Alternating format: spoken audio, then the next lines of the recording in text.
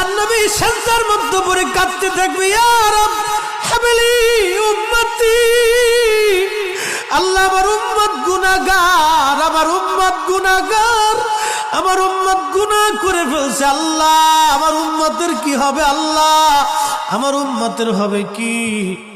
আল্লাহ পাক ডাক দিয়ে বলবেন, হাবিব আপনি আর সেজদায় পড়ে থাকবেন না, মাথা উঠান।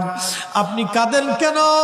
মেহেশর তো আপনার কান্নার জন্য না নবী, উঠেন, আপনি মাথা উঠান। আপনার জন্য আরশে মুআল্লার ডানে একটা কুরসি পেতে রাখছি, একটা চেয়ার পেতে রাখছি, একটা আসন রাখছি, আপনি নবী সেই আসনে বসবেন। আপনি মাথা উঠান, আপনি আমার হাবিব, আপনি আমার বন্ধু, আপনি আর কাঁদবেন না। হুজুর আপনি মাথা উঠান। আল্লাহর নবী তখন বলবে, ইয়া রব হাবলি উম্মতি, আল্লাহ আমার উম্মত গুনাহ করছে। আল্লাহ ডাক দিবে, হাবিব আপনি মাথা উঠান।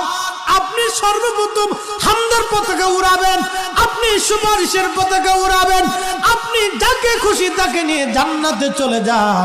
একবার জোরে বলা যাবে কি সুবহানাল্লাহ?